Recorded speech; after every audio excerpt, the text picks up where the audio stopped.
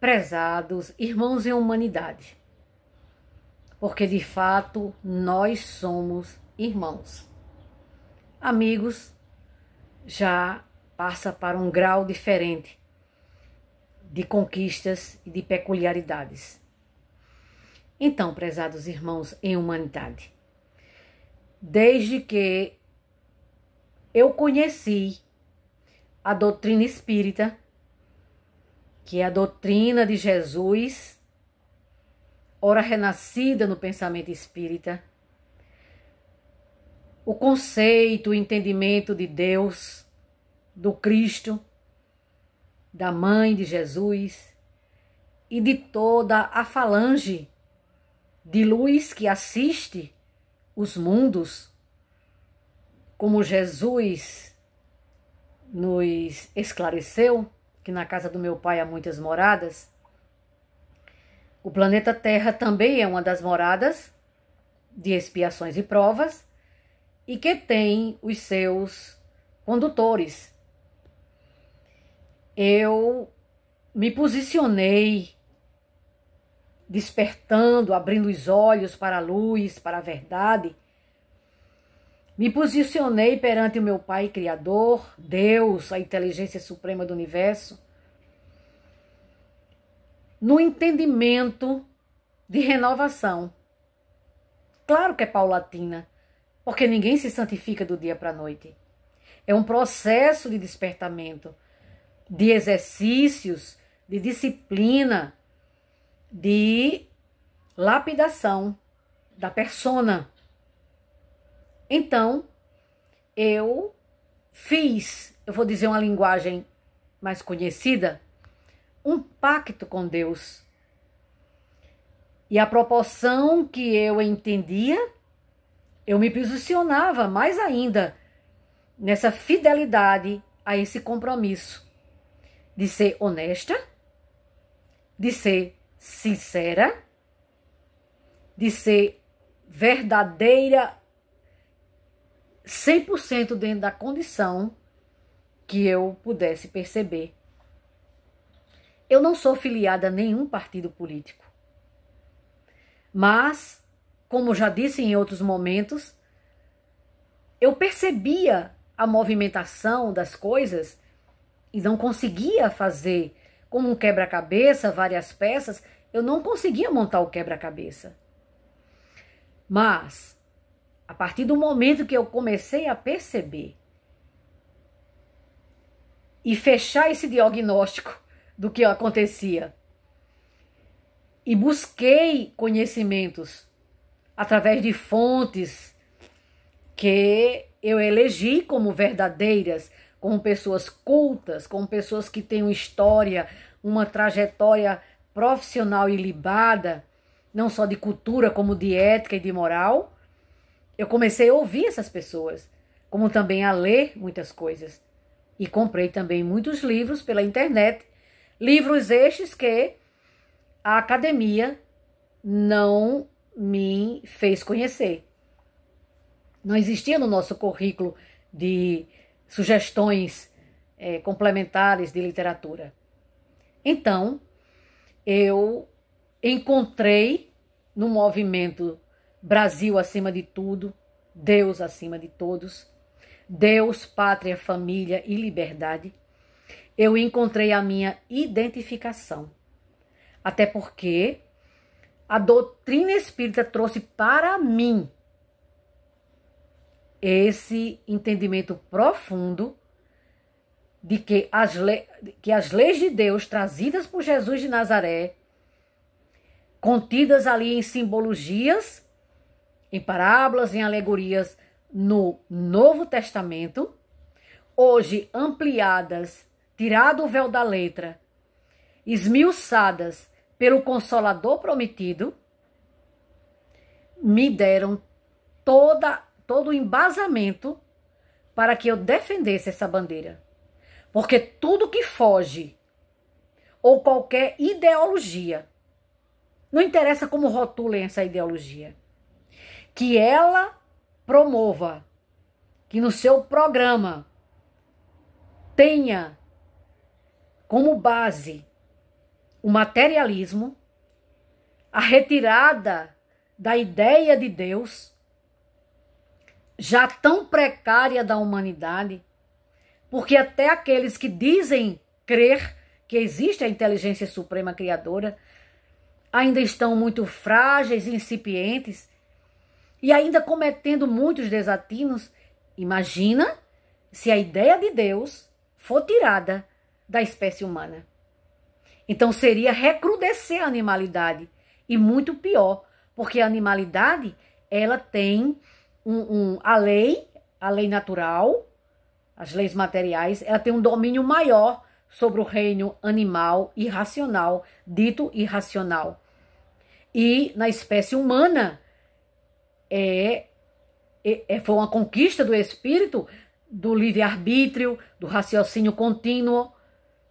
Então, ele tem a faixa de livre-arbítrio, e se esse livre-arbítrio não tiver o mínimo de pauta dentro de um entendimento de uma lei suprema, a lei divina, com certeza o desastre será bem maior.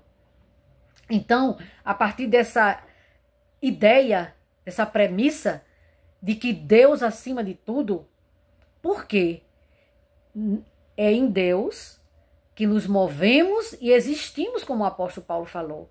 E suas leis perfeitas são imutáveis e estão na natureza mineral, na natureza vegetal e na natureza animal.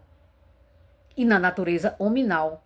E na natureza angelical, que já é o estágio de completa libertação da animalidade e um completo triunfo das leis supremas de reconhecimento de Deus em si e em todos, e fazer ao seu próximo aquilo que tu queres que seja feito.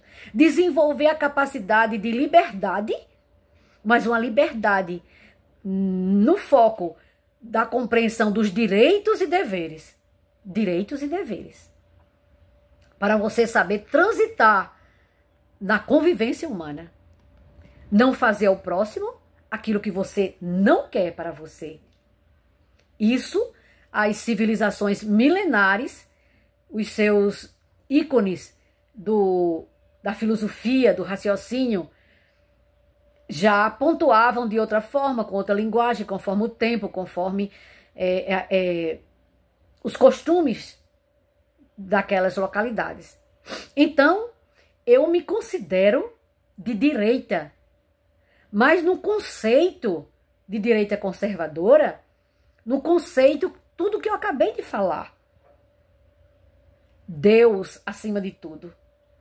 Eu aceito, eu compreendo, hoje eu tenho maturidade para valorizar e lutar pela preservação de todas as escolas religiosas. Porque todas têm como fundamento a aproximação do filho com o pai. Da boa intenção de interpretar os ensinamentos de Jesus e de fazer o ser, ao interpretar e compreender, tornar essa pessoa uma pessoa melhor, uma pessoa mais lúcida, uma pessoa com mais energia através da oração e da meditação, para vencer os maus costumes, para vencer as más inclinações, para vencer os grilhões dos vícios. E aí eu lembro Santo Agostinho, que eu gosto muito, quando ele diz: o homem em pecado. O que significa pecado para mim? Os vícios, as paixões vis, a mentira, a promiscuidade, a falsidade, a calúnia, o roubo, a libertinagem. Então, o homem em pecado é um escravo. Claro que é um escravo. Mesmo que ele seja um rei, ele é escravo de tantos senhores quantos forem os seus vícios. Mesmo ele sendo rei. Se ele é promíscuo, ele é um escravo da promiscuidade. Se ele é um viciado em bebidas alcoólicas, ele é um escravo daquela viciação. Se ele é uma pessoa drogada, adepto da drogadição, ele é um escravo daquela erva, daquela droga, daquele alucinógeno. Se ele é um glutão, ele é escravo da volúpia, da compulsão, da glutonomia. Então, esse processo de caminho do meio, de libertação, é um processo de crescimento, de verticalização do espírito humano. Eu tenho que desenvolver essas virtudes em mim. Eu não posso dar o que eu não tenho. E quando o comunismo, quando a esquerda, quando essas pessoas se rotulam dessas formas, eles invertem o sentido real das palavras e também, vamos dizer assim, eles camuflam a sua real intenção, porque eles não estão espiritualizados, eles não estão evangelizados, eles querem banir de Deus os conceitos e as premissas da verdadeira santidade. E, portanto, eles ficam apontando que o outro é o responsável pela sua infelicidade, pela sua desdita, e ficam alimentando o vitimismo, a ira, a revolta contra o outro. Mas o que eu entendi de Cristo de Deus e dos seus emissários é que nós nos libertemos. A partir do momento em que eu me auto-reconheço no Conhece-te a ti mesmo, de Sócrates, que se amplia no cristianismo genuíno, que hoje a doutrina espírita traz como consolador prometido. Então, eu começo a trabalhar o meu egoísmo, os meus apegos e todas as viciações que me impedem de ver meu próximo com misericórdia, com fraternidade, com benevolência, com indulgência. Então, somente a partir do momento em que eu percebo e que eu desenvolvo o desprendimento, a maturidade, a sabedoria do que realmente eu preciso, do que é essencial para a minha vida, então eu começo naturalmente, de dentro para fora, me desprender e servir e doar. Não da maneira como esses movimentos ideológicos alucinadores, que têm como premissa a negação de Deus e a revolta de uns contra os outros. Não, não é assim. Você tem que dar de dentro para fora. E não a lei externa lhe tomar o que você tem para dar a quem não quer nenhum esforço, não fez nenhum esforço, é um preguiçoso, um viciado, um promíscuo. Dar, tirar de você, que lutou, que se capacitou, que empreendeu, que estudou, para dar a quem não quer fazer o movimento da sua própria libertação. Claro que existem exceções. Claro que existem pessoas que caem na penúria. Há várias situações que podem envolver você no momento em que você precise de ajuda. E é assim que precisamos ter olhos de ver e selecionar os casos onde nós precisamos servir, dar.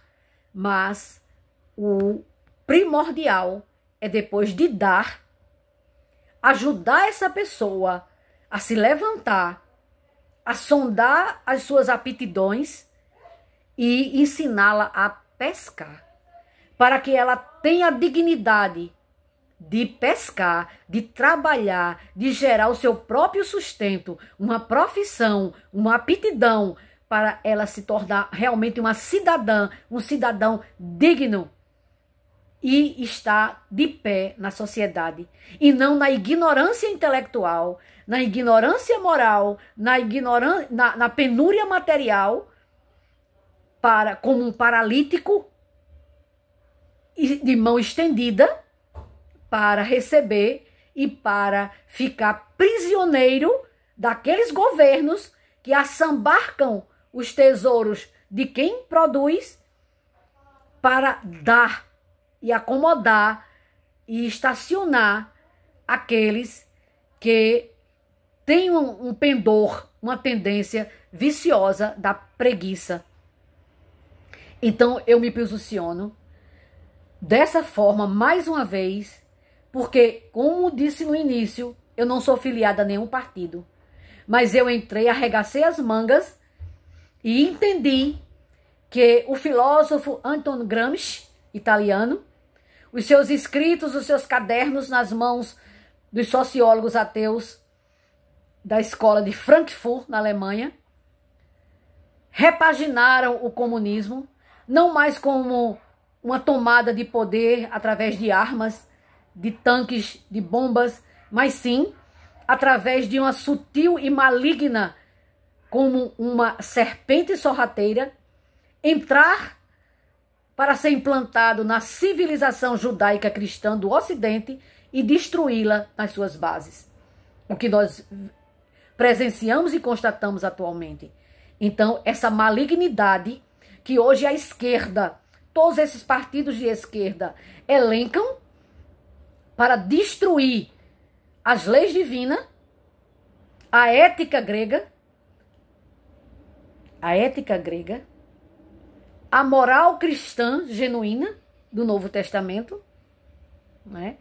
Então, a ideia de Deus e relativizar a família com essa macabra, sinistra e infernal ideologia de gênero, de alucinar as crianças logo na primeira infância, para confundi-las a respeito do seu gênero, liberar a droga, que é fatal para capturar, para o ser humano rastejar pior do que um animal, na viciação da drogadição, porque perde todo o seu senso intelectual, das viciações, das paixões vis, das aberrações, das distorções da sexualidade. Então, é todo esse contexto que que eu abri os olhos para compreender o quanto o marxismo cultural satânico, eu digo satânico, porque é contrário às leis perfeitas de Deus. Eles querem destruir a base da civilização judaica cristã, mesmo com todos os seus equívocos, com todas as suas lacunas. Mas é preciso preservar a ideia de Deus, seja que conceito você tiver de Deus. Porque daí por diante você vai amadurecendo. E como Jesus disse, para a criança se dá leite, para o adulto uma comida mais substanciosa. Em determinado momento, a própria natureza vai fazer com que você cresça moralmente, intelectualmente, amadureça os seus entendimentos intelectuais e morais, e você opte por conhecer algo que lhe dê mais substância, que lhe dê mais respostas e gratificações espirituais. É isso aí, meus irmãos. Então, eu não recuo. É o meu posicionamento, é o meu entendimento. E sei que tudo que está em desacordo com a lei de Deus, e interessante é que esses esquerdistas adoram, eles são famintos, eles são ávidos pelo dinheiro dos outros. É como Margaret Thatcher dizia, o socialismo dura enquanto durar o dinheiro dos outros. Eles amam, você vê, eu não estou caluniando ninguém. Esses parlamentares, esses pseudopolíticos que chegam com a bravata, gritando contra o capitalismo. É preciso destruir o capitalismo. E quando chegam lá, eles se embevecem com o poder e com o dinheiro. E se, vamos dizer, se lambuzam no capitalismo. E querem impor para a massa o pão e água, a ignorância, para ficarem todos de mãos estendidas para a cesta básica. Finalizando, um pensamento que eu vi nas redes sociais. A esquerda é comparada como os cultivadores daquela plantinha, o bonsai. Eles nutrem, eles dão alimento, mas podam sempre para que eles não cresçam.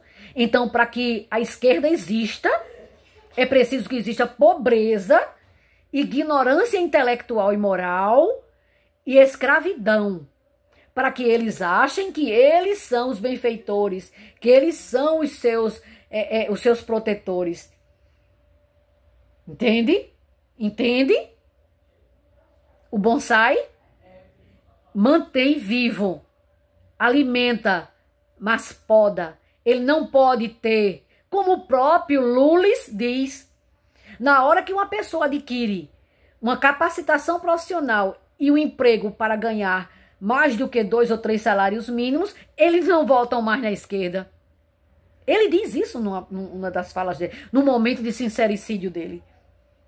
Porque é preciso que mantenha a ignorância, é preciso que mantenha a inveja, é preciso que mantenha a preguiça, é preciso que mantenha a revolta. Porque esses elementos inferiores e contaminadores, nefastos do raciocínio correto, é que faz com que essa esquerda, e principalmente a brasileira, um bando de picaretas, eles sobrevivam, alimentando a vitimização, alimentando a revolta, alimentando a ira, ao invés de arregaçar as mangas, aprender uma profissão e trabalhar e ganhar seu sustento com o suor do seu rosto, com dignidade. E não invejar de quem tem. Quem tem o que ele está fazendo dos seus bens que Deus lhe proporcionou, isso ele vai responder por isso. Por isso que é tão importante conhecer a lei perfeita. O que a gente planta, a gente colhe. E os tesouros, os talentos que Deus nos deu, se usado bem, eles se multiplicarão. Se não usado bem, eles nos será tirado. Estude o Evangelho à luz da doutrina espírita e ore e desenvolva a sua lucidez para defender o que é verdadeiro, o que é eterno, que é Deus, pátria, a sua terra natal, defenda-a. E família, que é o núcleo mais importante que o ser humano conseguiu captar para se desenvolver nessa célula máter, nessa célula mãe, onde estão todos os valores e desafios da primeira sociedade, para depois se estender à macro sociedade. E liberdade. Liberdade em todos os sentidos relativa, porque tem a compreensão dos direitos e deveres, a liberdade de professar sua fé religiosa, seja lá qual for, e o outro respeitar, de trabalhar e de ter a sua fala, a sua troca de ideias, as suas conjecturas e ser respeitado. Ser respeitado. Então, mais uma vez, um abraço fraternal. E aqui é Maria Alice de Carvalho Correia, que há 7 anos se esforça para compreender, porque eu não tenho achismo. Eu procuro saber de quem sabe mais, entender quem sabe mais, para meditar e para encontrar a lógica, a balança correta entre pensar e sentir e os fatos, para poder caminhar fiel a Deus, a minha natureza divina, não mentir nunca, por hipótese alguma, nem ser fingida, nem ser escorregadia, omissa, ou ficar em cima do muro para tirar vantagem no momento em que a